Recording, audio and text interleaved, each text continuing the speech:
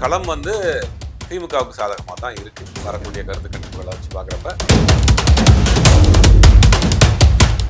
அதாவது வாக்குப்பதிவு மையத்தை நீங்கள் போய் பார்த்து தான் தெரியும். முதல்ல மிலிட்ரி பாதுகாப்பு இருக்கும், அதுக்கு ஒரு லோக்கல் பாதுகாப்பு போலீஸ் பாதுகாப்பு இருக்கும், அதுக்கு பிறகு உள்ள ஒரு மிலிட்ரி ராணுவ வீரர்களுடைய பாதுகாப்பு இருக்கும்.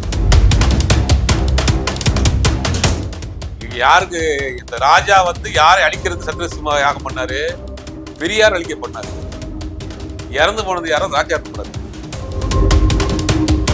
ஒரு இடத்துல கூட பெரியார் என் கேரியரின் உச்சத்தை விட்டுட்டு வந்தேன், அவர் பெரிய செழிப்பை விட்டுட்டு வந்திருக்கேன் பெரியார் சொல்லுங்க. தாவேகா வந்து நீங்க பெரிய பூமா வந்துடும், ஆட்சி அமைக்க போகுது அப்படின்னு சோசியல் மீடியா முழுவதும் பார்த்தீங்கன்னா முதலமைச்சர் ஆயிட்டார்.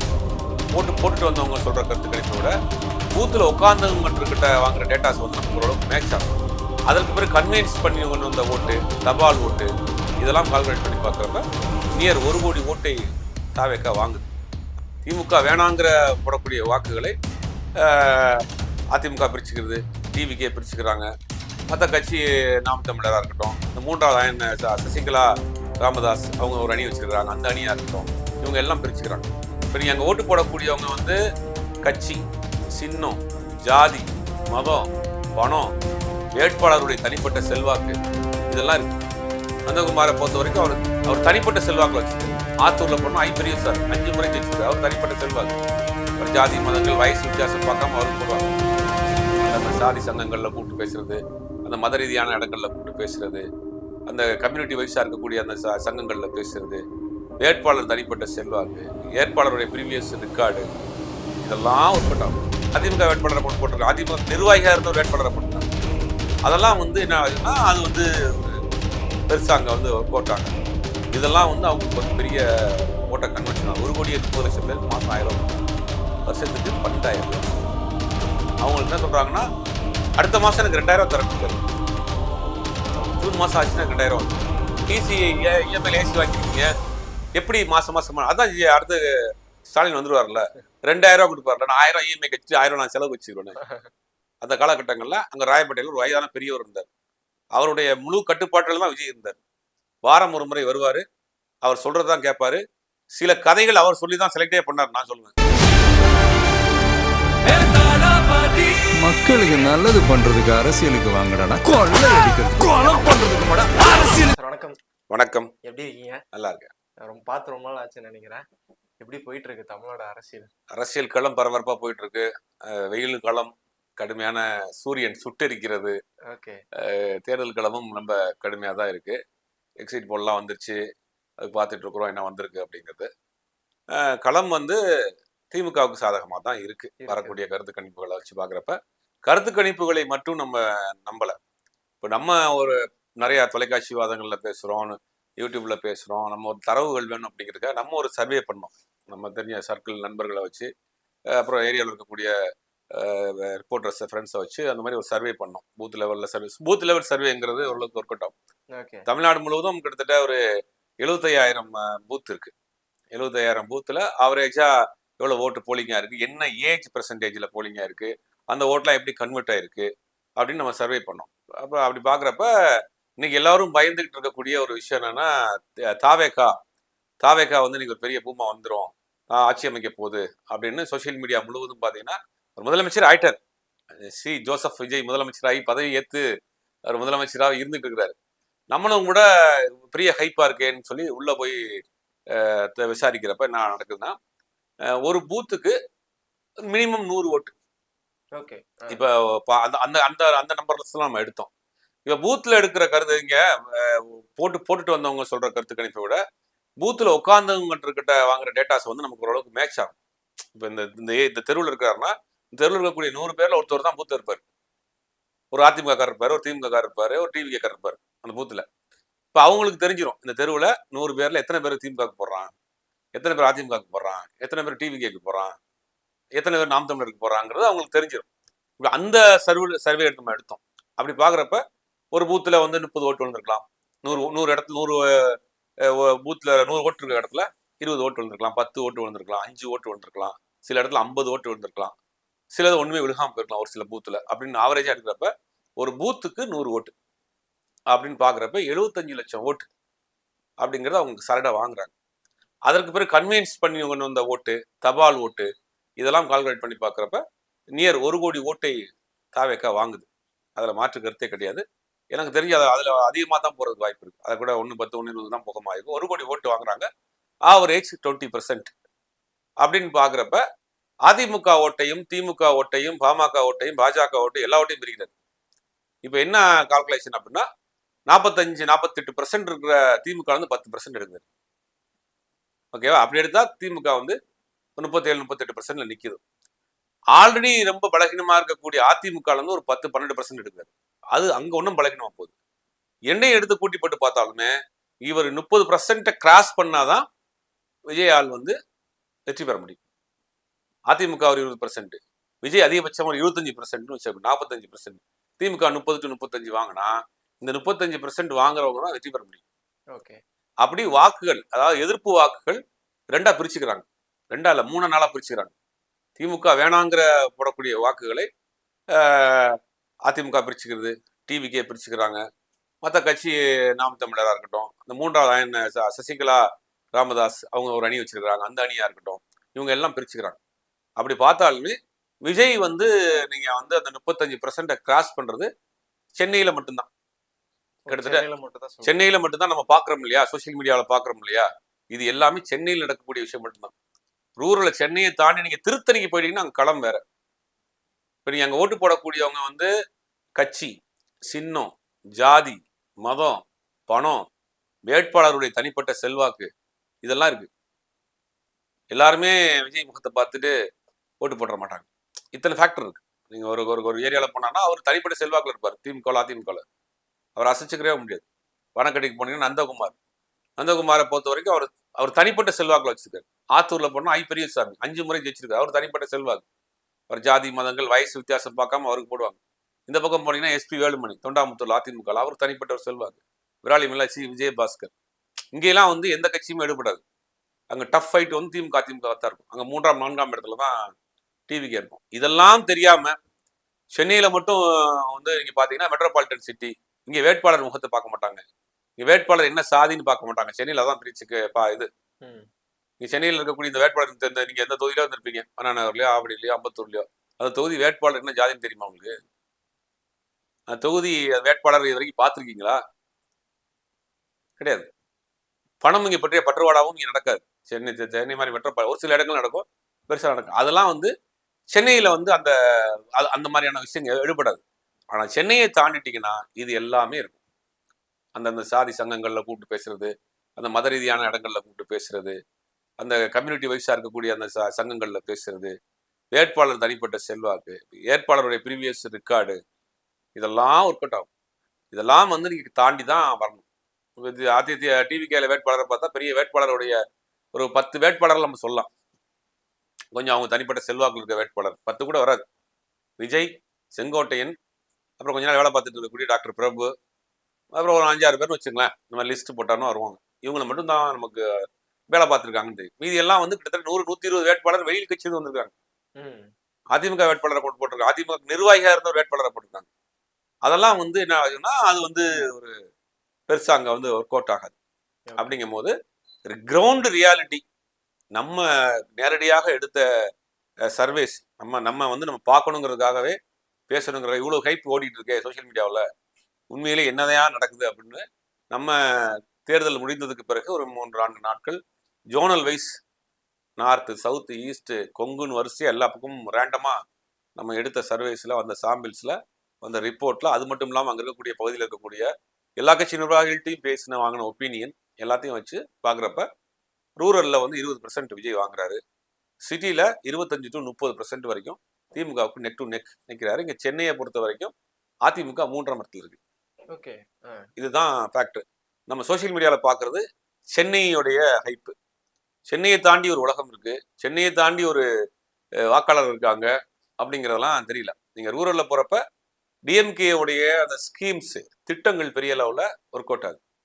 நீங்க இந்த விளிம்பு நிலை மக்களாக இருக்கக்கூடிய அந்த 1000 ரூபாயா இருக்கட்டும், பஸ் பயணமா இருக்கட்டும், இதெல்லாம் வந்து அவங்களுக்கு வந்து பெரிய ஓட்ட கன்வென்ஷன் ஆகும். 1,30,00,000 பேருக்கு மாசம் 1000 ரூபாய் கொடுக்குறாங்க, வருஷத்துக்கு 12,000 ரூபாய். அவங்களுக்கு என்ன சொல்றாங்கன்னா அடுத்த மாசம் எனக்கு 2,000 தரேன்னு இருக்காரு. ஜூன் மாசம் ஆச்சுன்னா 2000 வந்துடும். ஜெயிச்சவனே 8000 வந்துடும். கார்டு வீட்டுக்கு வாங்கிக்கிறான். இப்போ இன்னொரு சுவாரஸ்யமான சம்பவம் நடந்திருக்கு. 2 கட்சியுமே காசு கொடுத்துருக்காங்க. ஒருத்தவங்க 1500, ஒருத்தவங்க 1000 ரூபாய். 2500 ரூபாயை போட்டு இஎம்ஐல வீட்டுக்கு ஏசி வாங்கியிருக்காங்க. சரிம்மா, இஎம்ஐல ஏசி வாங்கியிருக்கீங்க, எப்படி மாசம் மாசமா? அதான் அடுத்து ஸ்டாலின் வந்துருவார்ல, 2000 ரூபாய் கொடுப்பார்ல, நான் 1000 இஎம்ஐ கட்சி 1000 நான் செலவு வச்சுக்கிறேன். இந்த கிரவுண்ட் எல்லாம் பல பேருக்கு ஒன்றும் புரியாம இங்க சோசியல் மீடியால உட்காந்து ஊட்டிட்டு இருக்கானுங்க. இது எத்தனை கோடி ஓட்டு தெரியுமா உங்களுக்கு? இது குறைஞ்சபட்சம் 2 கோடி ஓட்டு. இது 40ல இருந்து 90 வயசு வரைக்கும் இருக்கக்கூடிய எத்தனை பெர்சன்டேஜ் தெரியுமா உங்களுக்கு? 40% இருக்காங்க. இது எதுவுமே தெரியாம மீடியாவில் இருக்க ஆட்களும் வர்ற சோசியல் மீடியாவில் வர்றதை அப்படியே காப்பி பண்ணி மெயின் ஸ்ட்ரீம்லையும் போட்டு அதை வச்சு ஊட்டிட்டு இருக்காங்க. கிரவுண்ட் ரியாலிட்டி இதுதான். திமுக 160 முதல் 180 தொகுதி வரை வெற்றி பெறுவதற்கான வாய்ப்புகள் அதிகமாக பிரகாசமாக இருக்கு. ஓகே சார், எக்ஸிட் போல் பொறுத்த வரைக்கும் நம்ம எடுத்து பார்த்தோம். ரிபப்ளிக் டேவோட அந்த சேனலையும் பார்த்தோம், என்டிடிவியோட பார்த்தோம். மை ஆக்சிஸ் இந்தியா தான் ஒரு டிஃப்ரெண்டான சர்வே ரிப்போர்ட் கொடுத்துருக்காங்க. டிவிக்கு அதிகமாக ஓட்டு பெர்சன்டேஜ் வாங்கியிருக்க மாதிரி. எதை நம்ம எடுத்துக்கலாம்? மை ஆக்சிஸ் இந்தியாவுடைய நம்பகத்தன்மையை நம்ம எடுத்துக்கணும். ஓகே, அவங்க என்ன பண்ணியிருக்காங்க, நாடாளுமன்ற தேர்தலில் பிஜேபி 401 அப்படின்னு ஒரு நம்பர் கொடுத்தாரு. அப்புறம் அந்த கவுண்டிங் அன்னைக்கு அவரே அழுதாரு. இப்ப என்ன பண்றாரு, 110 கொடுக்குறாரு. நேத்தே டிபேட் நடக்குது. அதுல அவர் என்ன சொல்றாரு, இல்ல நாங்க நம்பர் மாத்தி தப்பா கொடுத்துட்டோம், 70 தான் வரும் அப்படிங்கிறாரு. அவங்கள்ட்டயே வந்து ஒரு நம்பகத்தன்மை இல்லாது. இதெல்லாம் வந்து வட இந்திய ஊடகங்கள், நம்மளை போன்றவர்கள் கிரவுண்ட்லயே போய் எடுத்த சர்வே இது. அப்ப கிரவுண்ட் ரியாலிட்டிங்கிறது இதுதான். பல கட்சிகள்கிட்ட கேட்டோம், பல பூத்ல இருக்க ஆட்கள்கிட்ட கேட்டோம், பலதரப்பட்ட கட்சியில இருக்க நிர்வாகிகள்கிட்ட கேட்டோம், ஒவ்வொரு கிரவுண்ட்ல ரியாலிட்டி என்னன்னு கேட்டோம். இதுதான் வந்து நமக்கு தரவுகள். அப்ப ஒரு சில கருத்து கணிப்புகளை என்ன பண்ணுவாங்கன்னா, அதாவது எக்ஸிட் போல் வேற, ப்ரீ போல் வேற. ப்ரீ போல் என்ன பண்ணுவாங்கன்னா, ஒரு நரேஷன் செட் பண்றதுக்காக ஒவ்வொரு கட்சியிலும் அவங்க தான் ஜெயிக்கிற மாதிரியான விடுவாங்க. மேக்சிமம் எக்ஸிட் போலுங்கிறது வந்து அது ஓரளவுக்கு நெருக்கி வந்துடும். இப்போ நீங்க கேரளாவில் காங்கிரஸ் வருங்கிறாங்க, 10 வருஷம் கழிச்சு இன்னைக்கு வந்து காங்கிரஸ் கேரளாவில் வரப்போகுது. அதே மாதிரி பாண்டிச்சேரியில் என்ஆர் காங்கிரஸ், பாஜக அலையன்ஸ், என்டிஏ அலையன்ஸ் திருப்பி வரப்போகுதுங்கிறாங்க. மம்தா பானர்ஜி டஃப்பாக இருப்பாங்கன்றாங்க. அஸ்ஸாமில் வந்து பிஜேபி தான் திருப்பி வரணும். பிஜேபி ஏன் திருப்பி வரணும்னா அந்த காங்கிரஸ் பண்ற சேட்டைகள் தான். காங்கிரஸ் தலைவராக இது வரைக்கும் இருந்தவர் எலெக்ஷனுக்கு முன்னாடி அந்த கட்சியில் போய் சேர்ந்தாரு. இப்போ நமக்கே அந்த கிரவுண்ட் ரியாலிட்டி தெரியுது. இங்க பிஜேபி வந்து ஈஸியா காங்கிரஸ் தட்டிடணும் அப்படின்னு. வெஸ்ட் பெங்காலில் தெரியுது, கடுமையான டஃப்பாக இருக்கு 2 பேருக்கும். கடைசி நேரத்தில் என்ன பண்ணா, மம்தா ஜெயிக்கிறதுக்கு கூட வாய்ப்பு இருக்கு. இப்போ இதெல்லாம் நமக்கு தெரியுது. இப்போ நம்ம அங்கே போகாமே நம்ம ஓரளவுக்கு கணிக்க முடியுது. இப்போ தமிழ்நாட்டிலே இருக்கிறோம். தமிழ்நாட்டில் இருக்கக்கூடிய பல பகுதிகளில் இருக்கக்கூடிய சாம்பிள்ஸ் எடுக்கிறோம், பேசுகிறோம், அவங்கள்ட்ட வந்து அந்த கிரவுண்டில் இருக்கவங்கள்ட்ட பேசுகிறோம், பூத்தில் உட்காந்தவங்கள்ட்ட பேசுகிறோம். அப்படின்னு வர்றப்ப நம்ம எடுத்த அந்த ஒரு சர்வேங்கிறது 20%, 20 to 25 வரைக்கும் ஓரளவுக்கு. 25 போச்சுன்னா அதிமுக 3ஆம் இடத்துக்கு போயிடும். ஒரு தொகுதியில் டிவிக்கு வேட்பாளர் ரொம்ப ஸ்ட்ராங்காக இருக்காரு, டிவிக்கு கொஞ்சம் ஆக்டிவாக அங்கே வேலை செஞ்சிருக்காரு அப்படின்னா அங்கே 25% வரைக்கும் டிவிக்கு போகும். அதிமுக 20 வந்துடும். அதிமுக கேண்டிடேட் ரொம்ப ஸ்ட்ராங்கா இருக்காருன்னா அங்க அதிமுக கேண்டிடேட் 30 வரைக்கும் போகுது. அப்ப டிவிக்கு 15-12 சுருக்கிறோம். இப்படி வேரியேஷன் இருக்கும். ஆனா திமுக பொறுத்த வரைக்கும் ஒரு 30 to 35% குறைய மாட்டாங்க. ஒருவேளை அதிமுக கேண்டிடேட்ல ஸ்ட்ராங்கான கேண்டிடேட் இருக்கானா 2 பேருக்கும் டஃப்பா இருக்கும். அந்த டஃப் கொடுக்கறது யாரும் டிவிக்கு கொடுக்க முடியாது. புரியுது. இதுதான் கிரவுண்ட் ரியாலிட்டி. அப்படின்னு பாக்குறப்ப கிரவுண்ட் லெவல்ல டஃப் ஃபைட் அப்படிங்கிறது திமுக அதிமுக தான். டிவிக்கு ஒரு கணிசமான ஓட்டுகளை பிரிக்கிறாங்க. சென்னையில செகண்ட் பிளேஸ்ல இருக்கிறாங்க. அது எப்படி வேணாலும் ரிசல்ட் மாறலாம். ஓகே, விஜய் அவர்கள் சமீபத்துல அவரோட மக்களை சந்திக்கிற விஷயமா இருக்கும், திருச்செந்தூர் போறாரு, சீரடி போயிட்டு வந்தாரு. பார்க்கும்போது எல்லாரும் சொல்ற ஒரு விஷயம் என்னன்னா, ரொம்ப நம்பிக்கையா இருக்காரு, முதலமைச்சர் ஆயிடுவாரு அப்படின்ற மனப்பக்குவம் இருக்காரு. சுத்தி இருக்கிற எல்லாருமே அதான் சொல்றாங்க, அது ஒரு தினம் அதான் சொல்றாரு. அது ஏன் நீங்க பயத்தின் வெளிப்பாட பார்க்க முடியாது? ஏதாவது கடவுளை காப்பாத்தி விட்டுருங்க. இந்த மாஸ்டர் படத்துல ஓப்பனிங் சீன்ல இவர் போட்டுருவாரு விஜய் சேதுபதி, என்னப்பா எல்லா கடவுளுக்கும் போட்டிருக்க, எல்லா சாமியும் கும்பிட்டு வைப்போம், ஆபத்துனா ஏதாவது ஒண்ணு வந்து காப்பாத்தும்ல, இந்த கடவுளா உன்னை காப்பாத்தாதா அப்படிங்கிறது தான். எதையாவது காப்பாத்தி விட்டுருங்கய்யா, என்னை யாராவது முதலமைச்சர் ஆக்கிருக்கய்யா, அல்லாஹ் காப்பாத்தினாலும் சரி, ஜீசஸ் காப்பாத்தினாலும் சரி, சிவன் காப்பாத்தினாலும் சரி, யாரையாவது சீரடி சாய்பாபா காப்பாத்தினாலும் யாராவது என்னை முதலமைச்சர் ஆக்கி விட்டுருங்க. நான் 33 வருஷமா மக்களுக்காக சேவை பண்ணிருக்கேன், கேரியர் உச்சத்தை விட்டு வந்திருக்கேன்னு இப்ப சாமிகிட்ட போய் கேட்டுட்டு இருக்காருங்க அவரு. ஜோசியக்காரரை வச்சுக்கிட்டு என்னங்க அரசியல, மக்களை சந்திக்காம மக்கள் சேவை தான். மக்கள் கடவுளுக்கு சேவைங்கிறது என்னது? மக்களுடைய சேவை தான். கடவுளுக்கு நம்ம நேரடியாக செய்ய போறோமா சேவை? கடவுள் சேவை, கடவுளுக்கு நம்முடைய சேவை தேவையா? யோசிச்சு பாருங்க. நம்மளை படைத்தது கடவுள். எல்லாரும் எல்லா மதங்களும் அதான் நம்புது, கடவுளாட்டு படைக்கப்பட்டவங்க. அவர் நம்ம கடவுளுக்கு சேவை செய்யறதுங்கிறது எப்படி எடுத்துக்கலாம்? கடவுளுக்கு நம்ம எப்படி சேவை செய்ய முடியும்? மக்களுக்கு சேவை செய்கிற பொழுது அது உங்களுக்கு நன்மையோ தீமையோ மாறி கடவுள்கிட்ட போய் சேரும். உங்க பாவ நஷ்ட கணக்குகளை பார்க்கக்கூடிய ஒரு நம்பிக்கை உள்ளவர்களுக்கு நான் சொல்றேன். நீங்க எதுவுமே செய்ய மாட்டேன், மக்களை வந்து சந்திக்க மாட்டேன், நேரம் கடவுளோட டீலிங்னா நீங்க சாமியாரா போயிடணும், ஆன்மீகவாதியா போயிடணும். அதிகபட்சமானா மக்கள் தேர்தல் களத்துல அவங்க உயிரை வெறுத்து ஒரு சுயேட்சை வேட்பாளர் எடுத்துங்க. நீங்க ஏதாவது தொகுதியில் இருந்திருப்பீங்கல்ல, உங்க தொகுதியில் ஒரு சுயேட்சை வேட்பாளர் இருக்காருல்ல, நிக்கிறார்ல ஒருத்தர், அவர் ஜெயிக்க மாட்டார் உங்களுக்கு தெரியும், அவருக்கும் தெரியல. ஒரு மினி ஒரு குட்டி யானையில மைக்க கட்டி சுத்திட்டு இருக்காரு காலைல நைட் வரைக்கும். ஒரு பேமெண்ட் அடிச்சு வச்சிருக்காரா, இந்த தொகுதியில் நான் இதெல்லாம் செய்வேன்னு. அப்ப அவருக்கு ஒரு நம்பிக்கை இருக்குல்ல, ஒரு அஜெண்டா இருக்குல்ல, இந்த தொகுதியில நான் செய்ய போறேன்னு, ஜெயிச்சா செய்ய போறேன்னு அஜெண்டா இருக்கு. அதுக்காக வெயில சுத்துறாரு. ஆனா நான் கேரியர் முச்சத்தை விட்டு வந்திருக்கிறேன், நான் எல்லாத்தையும் மாத்த போறேன். என்ன மாத்த போறீங்கன்னு ஒரு தெளிவான திட்டம் இல்லையே. தமிழ்நாடு இன்னைக்கு இந்தியாவிலேயே எல்லா விதமான வளர்ச்சி அடைந்த மாநிலமா இருக்கு. அப்ப இதெல்லாம் நாங்க மாத்த போறோம், இதை விட பெட்டரா மாத்த போறேன். கல்வியில பெரிய மாநிலமா இருக்கு, ஜிடிபியில இது வரைக்கும் 4% இருக்கு, 11% வரைக்கும் போயிடுச்சு, இது நான் 18% ஆக்க போறேன், எனக்கு இந்த திட்டம்லாம் இருக்கு. நீங்க ரசிகர் கூட்டத்தை வச்சுக்கிட்டு சோசியல் மீடியால ஃபயர் விட்டுக்கிட்டு பாட்டு போட்டுக்கிட்டு இது எப்படி வந்து ஒரு குறிப்பிட்ட சாராரை நீங்க போய் சென்றடையலாம்?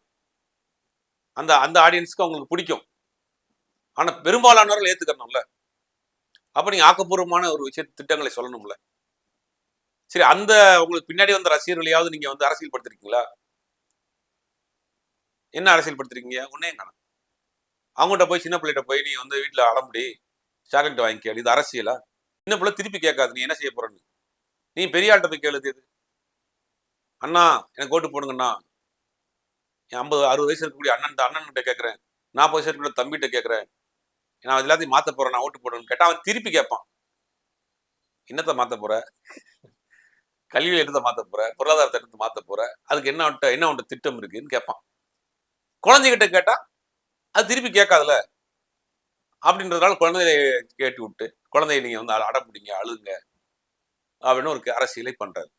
ஓகே சார், சமீபத்துல ஒரு காட்சிகள் தொடர்ந்து பார்த்துட்டு இருக்கோம். விஜய் கூட ஒரு முக்கியமான நபர் டிராவல் ஆயிட்டு இருக்காரு, எல்லாரும் ஒரு ஜோசியர் அப்படின்ற மாதிரி எல்லாம் சொல்லிட்டு இருக்காங்க. ஆனா இன்னொரு பக்கம் வர கருத்து என்னன்னா, அவரோட நெருங்கிய நண்பர் அவரு நிறைய அறிகுறிகள் அவர் கூறிட்டு இருக்காருங்கிற மாதிரி. என்ன இல்ல, அவர் ஒரு ஜோசியருங்க. அவரு ரத்தன் பண்டிட் வெற்றிவேல் அப்படின்னு அவர் ஒரு ஜோசியர், ஒரு எலைட் ஜோசியர். அவரு ஒரு காலத்துல ஜசிகலா ஜெயலலிதாவுக்குலாம் ஜோதிடா இருந்திருக்காங்க. அப்ப ஒரு கடத்துக்கு மேல அங்கிருந்து வெளியேறி இருக்கு. அப்ப கொஞ்ச நாள் வெளிநாட்டுல போய் சிக்கல்ல மாட்டி இருந்திருக்குன்னு சொல்றாங்க. அவர் தான் இப்ப ஆஸ்தான ஜோதிடராக இருக்கிறார். விஜயை பொறுத்த வரைக்கும் இந்த ஜோசியம், ஜாதகம், நல்ல நேரம், கெட்ட நேரம், ராகுகாலம், யமகண்டம் இதுல எல்லாம் வந்து பயங்கரமான மூழ்கி முத்தெடுத்த நம்பிக்கை உள்ள நபர். அவர் நான் இப்ப சொல்லல, எனக்கு விஜய் வந்து கிட்டத்தட்ட 30 வருஷமா எனக்கு தெரியும். அவர் 20 வருஷத்துக்கு முன்னாடி ராயப்பேட்டையில ஒரு ஜோசியர் இருக்கிறார். அவர் அந்த ஜோசியருக்கு வாரம் ஒரு முறை வருவார். நான் என்ன சொல்றேன்னா, கரெக்டா என்ன படம்னா யூத் அந்த மாதிரி படங்கள்லாம் வந்துட்டு இருந்துச்சுல்ல, அந்த காலகட்டங்கள்ல அங்க ராயப்பேட்டையில் ஒரு வயதான பெரியவர் இருந்தார். அவருடைய முழு கட்டுப்பாட்டில் தான் விஜய் இருந்தார். வாரம் ஒரு முறை வருவாரு, அவர் சொல்றதுதான் கேட்பாரு. சில கதைகள் அவர் சொல்லி தான் செலக்டே பண்ணார். நான் சொல்லுவேன், சில ப்ரொடியூசர் அவர் தான் செலக்ட் பண்ணார். அங்க ஏறக்குறைய அது வந்து விஜயனுடைய ஒரு ஆன்மீக வழிகாட்டி குரு மாதிரி இருந்தார். அப்ப யாராவது ஒருத்தவங்க தன்னை கைட் பண்ண மாட்டாங்களா அப்படின்னு. அவருக்கு செவ்வாய்க்கிழமை நீங்க சிவப்பு சட்டப்படாங்க, செவ்வாய்க்கிழமை சிவப்பு கலர் சட்டை பண்ண முடியாது. புதன்கிழமை புளிச்சோறு சாப்பிட, மஞ்சள் கலர் சாப்பிடாதீங்க, சாப்பிட மாட்டாங்க. அந்த அளவுக்கு இந்த மாதிரியான மூட நம்பிக்கையில் மூழ்கி போனவர் தான் விஜய். இவர் தான் பெரியாரை கொள்கை தலைவராக வச்சிருக்காரு. அதாவது தனக்கு மீறிய பணமும் பேரும் புகழும் கிடைச்சிச்சுன்னா ஒரு மனிதன் என்ன செய்வான் அப்படின்னா, எல்லாம் நமக்கு கிடைக்குது, நம்ம எக்ஸ்ட்ரா ஏதாவது ஒரு பிறவி போல, நம்ம கடவுளோ அப்படின்னு நினைப்பாரு. கடவுள் வாரிசா நினைப்பான். இன்னொருத்தர் என்ன செய்வான், இதுக்கெல்லாம் எப்படி வந்துச்சு, எல்லாம் வந்துருச்சு, அவனுக்கு தேவையான எல்லாம் வந்துச்சு, இதெல்லாம் எப்படி வந்துச்சு, ஒரு ஜாதகத்து மூலியமா வந்திருக்குமோ, இல்ல இந்த மாதிரி ஜோசியம் பார்த்தோம்னா ஜோசியத்து மூலியமா வந்திருக்குமோ, கட்டத்து மூலியமா வந்திருக்குமோ, அப்ப இந்த கட்டத்தை ஒன்னும் கொஞ்சம் மாத்தி அமைச்சா ஒன்னும் கொஞ்சம் போலாமோ அப்படின்னு மைண்டு தோணும். அப்ப என்ன செய்யறது, இன்னொரு எக்ஸ்ட்ரீம் என்ன பண்ணுவாங்கன்னா ஆன்மீகத்துல போயிடுவாங்க. எல்லாம் பார்த்துட்டோம், நமக்கு எதுவும் வேண்டாம், இனிமேல் வாழ்க்கையை வந்து இறைவனோடு கழித்து விட்டு போவோம்னு அப்படி போயிடுவாங்க. இவர் இந்த 2வது கேட்டகரி. நமக்கு எப்படி வந்துச்சு ஒன்றும் ஆராய்ச்சி பண்ணிட்டு இருக்காப்ல. ஒருவேளை நம்மளால நமக்கு வந்து எக்கச்சக்கமான பதவி, பேரு, புகழ் எல்லாம் கிடைச்சிருச்சு. வந்து நம்ம வந்து ஒருவேளை இது வந்து எல்லாம் இதா இருக்குமோ, ஒரு மேஜிக் நடந்திருக்குமோ, ஜாதகத்தினால நடந்திருக்குமோ, ஜோசியத்தினால நடந்திருக்குமோ, நம்ம ஒரு புதுசா எக்ஸ்ட்ரா பிறவியோ அப்படின்னு ஆராய்ச்சி பண்ணி ஜோசியக்காரன் கூட வச்சுக்கிட்டு அவங்க சொல்றதை கேட்டுக்கிட்டு அந்த மாதிரி நடத்திருக்கிறாங்க. இந்த திருப்புறம் திருச்செந்தூர்ல போய் சத்திர சம்ஹார யாகம் அப்படின்னு ஒன்று பண்ணியிருக்காரு. எதிரிகளை அழிப்பதற்கு யாகம் பண்ணலாம். அந்த யாகம், இந்த யாகத்துக்கு ஒரு கதையும் இருக்கு. பெரியார் வந்து வைக்கம் போராட்டத்துல கலந்துக்கிறாரு. வைக்கம் போராட்டத்துல கலந்துக்கிறாரு. வைக்கம் போராட்டங்கிறது நம்ம இடத்துல பதிவு பண்ணணும். பல பேருக்கு தெரிஞ்சிருக்கும், தெரியாம இருக்கணும்னு சொல்றேன். வைக்கம்ங்கிற ஊர்ல இருக்கக்கூடிய திருவாங்கந்த ராஜாவுடைய பேலஸை சுத்தி இருக்கக்கூடிய கோயில்ல, பத்மநாபசாமி கோயில்ல, அந்த பகுதியில ஒடுக்கப்பட்ட மக்கள் இந்த ரோட்ல நடக்கக்கூடாதுன்னு ஒரு சட்டம் போடுறாங்க. யாரு? அங்க இருக்கக்கூடிய ராஜா, திருவாங்கூர் ராஜா. அப்ப அங்க போராட்டம் வெடிக்குது, மக்கள் வந்து இதாகுறாங்க. இங்க தமிழ்நாட்டில் இருக்கக்கூடிய பெரியாருக்கு இந்த செய்தி போகுது. பெரியார் இங்கிருந்து ட்ரெயின்ல போய் அந்த போராட்டத்துல கலந்துக்கிறாரு. கலந்துக்கிட்டு கடுமையான போராட்டம். பெரியார் சொல்றாரு, இந்த ரோட்ல ஆடு போகுது, மாடு போகுது, மனுஷன் ஏன்டா போட விட மாட்டேங்கிறீங்க, கோயில் இருக்கிற மனுஷன் போடக்கூடாதா அப்படின்னு கேட்கிறாரு பெரியார். இதுல என்னன்னா, இதுக்கு ஒரு இன்னொரு கதை என்னன்னா, அந்த திருவாதங்கூர் ராஜாவும் பெரியார் குடும்பம் குடும்ப நண்பர்கள். இப்ப அவங்க தமிழ்நாட்டுக்கு வந்தாருன்னா பெரியாருடைய குடும்ப வீட்டுல மாளிகைகளை தான் தங்குவாங்க. அந்த இடத்துல ஒன்னொன்னு சொல்லுவோம், பெரியார் ஒரு பெரிய செல்வந்தர், ஒரு மஞ்சள் மண்டி வச்சிருக்காரு, பெரும் கோடீஸ்வரர். ஆனா கடைசி காலத்துல பெரியார் வந்து உடல்நிலை ரொம்ப வயோதிகம் காரணமாக மூத்திர பைய கையில் ஏந்திக்கிட்டு கடுமையான உடல் உபாதைகளையும் மக்களுக்கான விழிப்புணர்வை பண்ணிட்டே இருந்தார். மூடநம்பிக்கைக்கு எதிராக பேசிட்டு இருந்தார். ஒரு இடத்துல கூட பெரியார் என் கேரியரின் உச்சத்தை விட்டுட்டு வந்தேன், நான் ஒரு பெரிய செழிப்பை விட்டுட்டு வந்திருக்கேன், பெரியார் சொல்லவே இல்லை. காந்தியடிகள் அவர் வந்து இன்னைக்கு பார்த்துருக்கோம், அவர் எங்க படிச்சாரு, எவ்வளவு பெரிய காந்தி அன்னைக்கு வந்து வெளிநாட்டுல பாரிஸ்டர் வக்கீலுக்கு படிச்சது. அன்னைக்கு காந்தி நினைச்சிருந்தாருன்னா ஏதோ ஒரு நாட்டுல ஒரு மிகப்பெரிய உயரிய பதவியில் இருந்திருப்பார். எல்லாத்தையும் தூர போட்டுட்டு சட்டை இல்லாம வந்து நாட்டுக்காக சுதந்திரத்துக்காக பாடுபட்டார். காந்தி சொன்னாரா இன்னைக்காவது படிச்ச படிப்பை, சொகுசான வாழ்க்கையை எல்லாத்தையும் விட்டு உங்களுக்காக வந்திருக்க அப்படின்னு சொன்னாரா? செய்யறவங்க யாரும் சொல்ல மாட்டாங்க. அப்ப பெரியாருக்கு வரும். அப்ப பெரியாரை என்ன பண்றாரு, பெரியாரை போய் போராட்டம் பண்றாரு, பெரியாரை அரெஸ்ட் பண்ணிடுறாங்க. அரெஸ்ட் பண்ணி ஜெயில போட்டுறாங்க. 100 நாளைக்கு மேல ஜெயில இருக்காரு பெரியார். அப்ப அங்க இருக்கக்கூடிய நம்பூதிரிகள், இந்த பிராமணர்கள்லாம் சேர்ந்து பெரியாரை வந்து நமக்கு பெரிய தலைவலியா இருக்கு, சத்ரு சிம்ஹா யாகம் நடத்துவோம். இதே யாகம் தான் பெரியாருக்கு எதிரியை வீழ்த்துது. இந்த யாகத்தினுடைய நோக்கம் வந்து எதிரியை வீழ்த்துது. எதிரியை வீழ்த்துற யாகத்தை பண்றாங்க. பண்ணி முடிச்ச பிறகு பெரியார் ஜெயிலில் சிறைச்சாலைக்குள்ள இருக்கிறாரு. அப்ப பட்டாசு வெடிக்கிற சத்தம், மேளம் வெடிக்கிற சத்தம் எல்லாம் ஜெயிலுக்குள்ள இருக்க பெரியாருக்கு கேட்குது. அப்ப அங்க இருக்கக்கூடிய காவலர்கிட்ட கேட்டாங்க, என்னங்க பட்டாசு வெடிக்குது, எல்லாம் இன்னைக்கு வந்து இதா இருக்காங்களா என்னன்னு கேட்டிருக்காங்க. இல்லைங்க, அந்த ராஜா இறந்து போயிட்டாரு. யாருக்கு இந்த ராஜா வந்து யாரை அழிக்கிறதுக்கு சத்ரு சிம்ஹா யாகம் பண்ணாரு? பெரியார் அழிக்க பண்ணாரு. இறந்து போனது யாரோ ராஜா பண்ணாரு. இதெல்லாம் வரலாறு. வரலாறு எப்படி ஆழமா பதிவு பண்ணிருக்கு. அந்த வேலையை தான் இன்னைக்கு சத்ரு சிம்ஹா யாகம், எதிரிகளை அழிக்க போற, எதிரிகளை அறிவுபூர்வமா அழிங்க, ஆக்கப்பூர்வமா பேசுங்க, அரசியல் ரீதியா போங்க. யாக வளத்தை அழைக்கிறதுலாம் நம்ம தமிழ்நாட்டுக்கு அரசியல். அதான் விஜய் பண்ணிட்டு இருக்காரு. ஓகே சார், இன்னைக்கு காலையில நிர்மல் குமார் ஒரு பிரஸ் மீட் மாதிரி ஒன்று கொடுத்திருந்தாரு. வாக்கு எண்ணிக்கை அதிகமா திமுகல இருந்து நிறைய பேர் தகராறு பண்றதுக்கு ரெடியா இருக்காங்க, தேர்தல் ஆணையம்கிட்ட போய் கம்ப்ளைண்ட் ரைஸ் பண்ணியிருக்காரு. இந்த மாதிரி திமுக நிறைய குளறுபடி பண்றதுக்கும் நிறைய வாய்ப்புகள் இருக்கு அப்படின்ற மாதிரி நிறைய பேர் அவங்களோட கருத்துக்கள் தெரிவிச்சுட்டு வராங்க.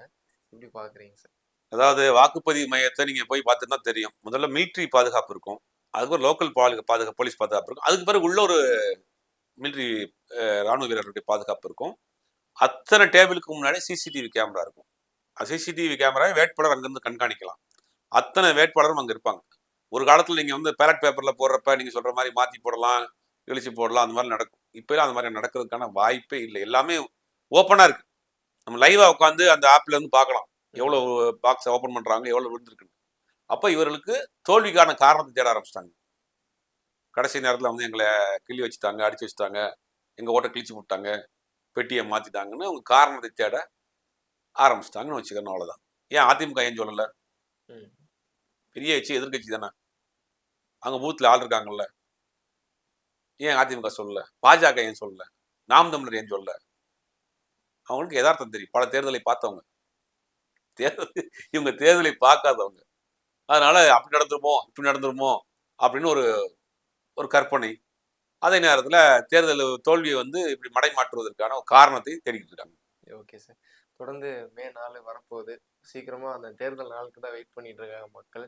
யார் பதவி ஏற்க போறாங்க அப்படின்னு சொல்லிட்டு. கண்டிப்பா சார். உங்க நேரம் எங்களுக்கு ஒதுக்கி நன்றி. சார்.